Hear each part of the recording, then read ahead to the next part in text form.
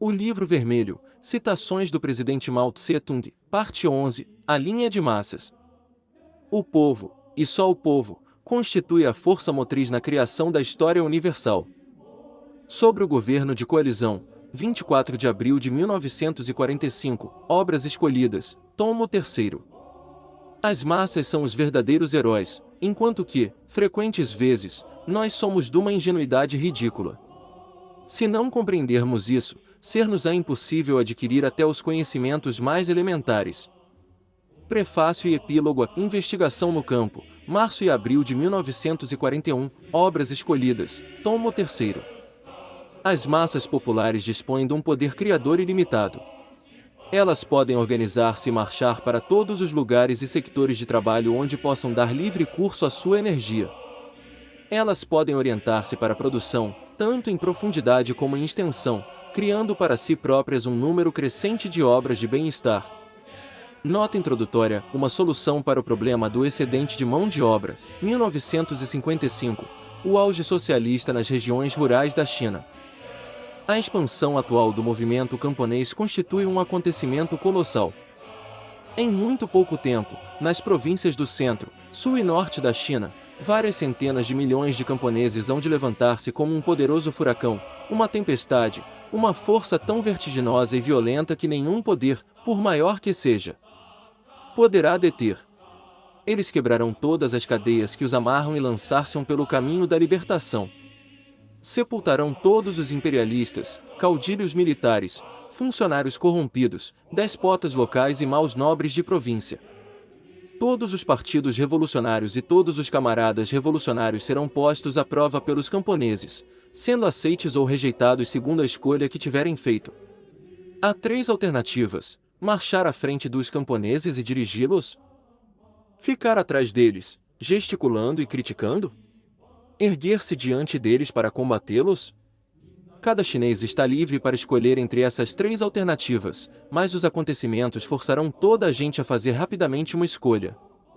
Relatório sobre uma investigação feita em Yunnan a propósito do movimento camponês, março de 1927, Obras Escolhidas, tomo 1º.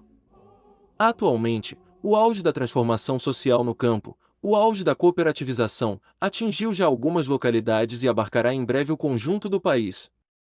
Trata-se de um vasto movimento revolucionário socialista que envolve uma população rural de mais de 500 milhões de indivíduos, que tem um enorme significado à escala mundial. Nós devemos dirigir esse movimento de maneira ativa, entusiástica e planificadamente, e nunca fazê-lo voltar atrás, seja por este ou por aquele processo. Certos desvios são inevitáveis no decurso desse movimento, isso é compreensível, e não constituirá coisa difícil de corrigir. Os defeitos ou erros dos quadros e dos camponeses podem ser superados ou corrigidos desde que os ajudemos ativamente. Sobre a questão da cooperativização agrícola, 31 de julho de 1955. As massas têm um entusiasmo potencial inesgotável pelo socialismo. Aqueles que, mesmo num período revolucionário, não sabem mais do que seguir a velha rotina, são absolutamente incapazes de perceber tal entusiasmo. Estão cegos, tudo é escuridão para eles. Por vezes, chegam a ir tão longe que confundem o certo com o errado e apresentam aquilo que é preto como branco. Acaso são poucas as pessoas desse tipo com que nos temos encontrado? Os que apenas seguem a velha rotina subestimam invariavelmente o entusiasmo popular. Assim que aparece uma coisa nova, eles precipitam-se a desaprová-la e a fazer-lhe oposição. Mais tarde, têm de dar-se por vencidos e fazem um pouco de autocrítica. Contudo, na vez seguinte, logo que alguma coisa nova volta a aparecer, eles tornam a recorrer ao mesmo processo. Esse é o seu modo de agir frente a tudo quanto seja novo. Os indivíduos assim permanecem sempre passivos, nunca avançam no momento crítico e necessitam sempre que se lhes dê uma forte palmada nas costas para que deem um passo em frente. Nota introdutória: este cantão realizou a cooperativização em 2 anos, 1955, o auge socialista nas regiões rurais da China. Durante mais de 20 anos o nosso partido vem realizando um trabalho de massas diário, e desde há mais de 10 anos que vem falando cotidianamente na linha de massas. Nós temos sempre sustentado que a revolução deve apoiar-se nas massas populares, contar com a participação de todos, e temos sempre combatido a simples confiança num punhado de indivíduos que ditam ordens. Contudo, no trabalho de alguns camaradas, a linha de massas não está ainda a ser aplicada integralmente, eles ainda confiam apenas num punhado de indivíduos que trabalham num frio e quieto isolamento. Uma das razões disso é que, façam o que fizerem, eles têm sempre relutância em dar explicações às pessoas que dirigem e não sabem como dar livre curso à iniciativa e energia criadora destas. Subjetivamente, eles também desejam que todos participem no trabalho, mas não dizem aos outros o que se deve e como se deve fazer. Sendo assim, como pode esperar-se que todos se ponham em movimento e as coisas sejam bem feitas? Para resolver esse problema, o essencial é, naturalmente, dar uma educação ideológica sobre a linha de massas, devendo-se, ao mesmo tempo, ensinar a esses camaradas muitos dos métodos concretos de trabalho. Conversa com os redatores do diário Shanxi Yuan, 2 de abril de 1943, Obras Escolhidas, tomo 4. A experiência dos últimos 24 anos mostra-nos que toda tarefa, toda a política e estilo de trabalho corretos correspondem invariavelmente às exigências das massas no momento e no lugar dados, e reforçam os nossos laços com elas. Ao passo que as tarefas, as políticas e os estilos de trabalho incorretos nunca correspondem às exigências das massas no dado momento e lugar, afastando-nos invariavelmente destas. A razão por que os males como dogmatismo, empirismo, autoritarismo, seguidismo, sectarismo, burocratismo e atitude arrogante no trabalho são de todo nocivos e intoleráveis, e os que disso sofrem devem fazer tudo por eliminá-los. Está no facto de tais males nos afastarem das massas. Sobre o governo de coalizão, 24 de abril de 1945, Obras Escolhidas, tomo 3. Para ligar-se às massas, importa agir de acordo com as necessidades e aspirações das massas. Todo o trabalho feito para as massas deve partir das necessidades destas, e não do desejo deste ou daquele indivíduo, ainda que bem intencionado. Acontece frequentes vezes que, objetivamente, as massas necessitam de certa mudança, mas subjetivamente, não estão ainda conscientes dessa necessidade, não a desejam ou ainda não estão determinadas a realizá-la. Nesse caso devemos esperar pacientemente. Não devemos realizar tal mudança senão quando, em virtude do nosso trabalho, a maioria das massas se tenha tomado consciente dessa necessidade e esteja desejosa e determinada a realizá-la. Do outro modo, isolamo-nos das massas. Enquanto as massas não estão conscientes e desejosas, toda espécie de trabalho que requer a sua participação resulta em mera formalidade e termina num fracasso. Há dois princípios aqui. Um é o das necessidades reais das massas, e não aquilo que nós imaginamos serem as suas necessidades. O outro é o desejo livremente expresso pelas massas e as decisões que elas tomam por si próprias, e não as decisões que nós tomamos em seu lugar. A Frente Única no Trabalho Cultural, 30 de outubro de 1944, Obras Escolhidas, tomo 3. O nosso Congresso deve apelar para que o partido inteiro esteja vigilante e vele para que nenhum camarada, em qualquer posto de trabalho, se aparte das massas populares.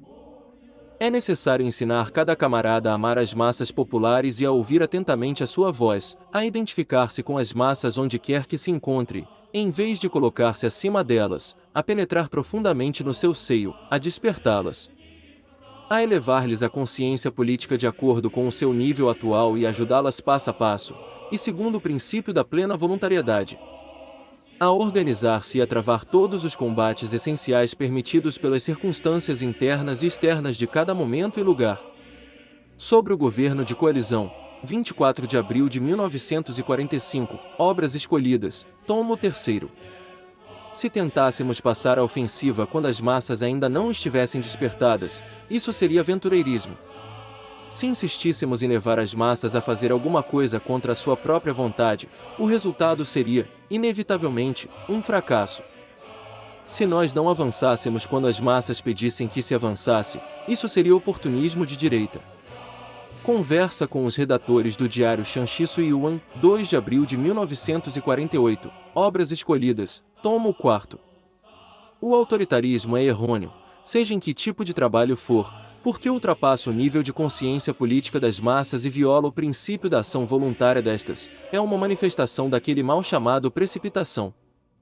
Os nossos camaradas não devem pensar que tudo o que eles compreendem está também compreendido pelas grandes massas.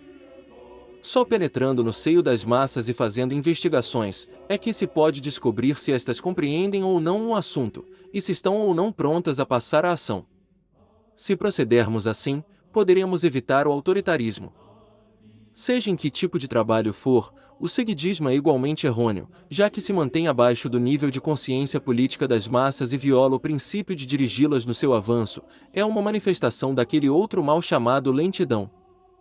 Os nossos camaradas não devem pensar que as massas não compreendem aquilo que eles próprios ainda não compreenderam.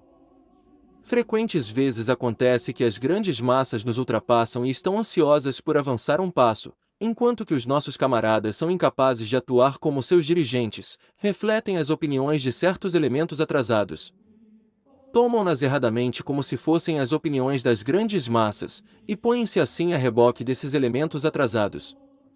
Sobre o governo de coalizão, 24 de abril de 1945, Obras Escolhidas, tomo 3º.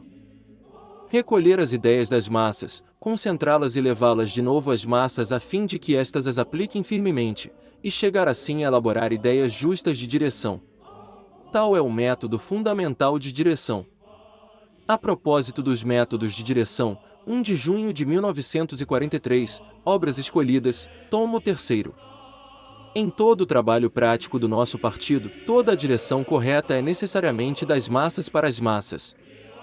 Isso significa recolher as ideias das massas, ideias dispersas, não sistemáticas, concentrá-las, transformá-las por meio do estudo em ideias sintetizadas e sistematizadas.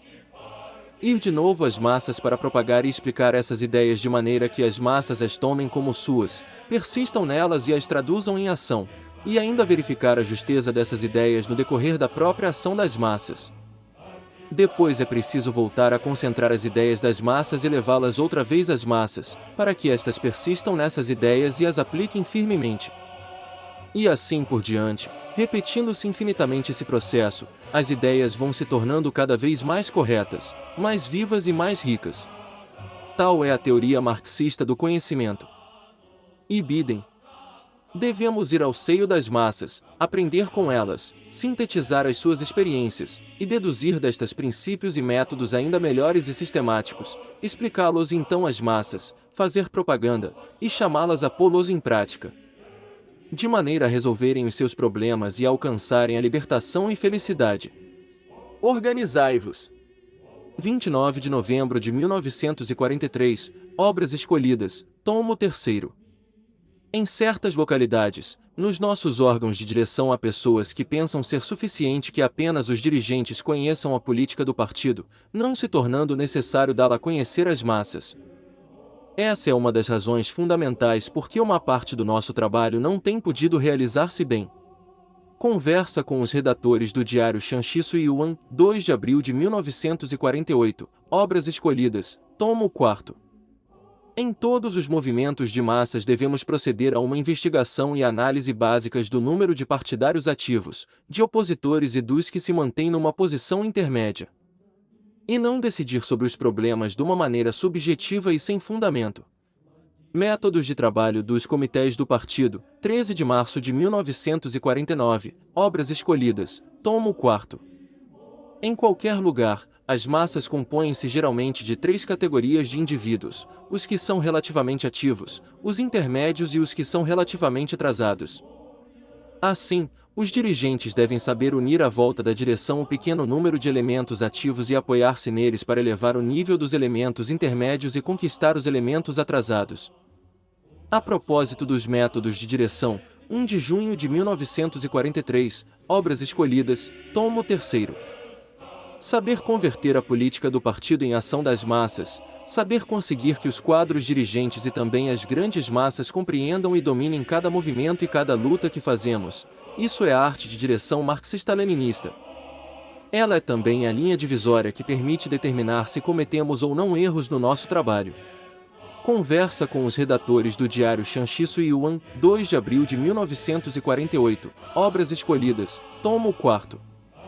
Por muito ativo que seja o grupo dirigente, a sua atividade reduzir-se-á a um esforço infrutífero de um punhado de indivíduos se não for combinada com a atividade das grandes massas. Por outro lado, se apenas as grandes massas são ativas, e não há um forte grupo dirigente que organize adequadamente essa atividade, ela não poderá ser mantida por muito tempo, não poderá avançar na justa direção nem atingir um nível mais elevado. A propósito dos métodos de direção, 1 de junho de 1943, Obras Escolhidas, tomo 3º. Produção pelas massas, interesses das massas, experiências e estado de ânimo das massas, eis ao que os quadros dirigentes devem prestar uma constante atenção.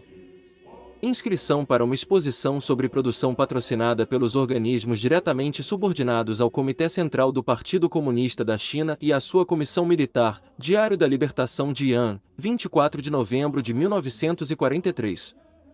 Devemos prestar uma profunda atenção aos problemas relativos à vida das massas, desde os problemas da terra e do trabalho aos problemas dos combustíveis, do arroz, dos óleos de cozinha e do sal. Todos esses problemas que respeitam a vida das massas devem ser postos na nossa ordem do dia. Nós devemos discuti-los, tomar decisões e aplicá-las, controlando os respectivos resultados. Devemos fazer com que as grandes massas compreendam que nós representamos os seus interesses, que respiramos o mesmo ar que elas. Devemos ajudá-las a que, partindo dessas realidades, cheguem à compreensão das tarefas mais elevadas que temos proposto, as tarefas da guerra revolucionária, de maneira que apoiem a revolução, a estendam pelo país inteiro. Respondam aos nossos apelos políticos e lutem até ao fim pela vitória da revolução. Maior preocupação com a vida das massas e maior atenção aos métodos de trabalho. 27 de janeiro de 1934, Obras Escolhidas, tomo 1º.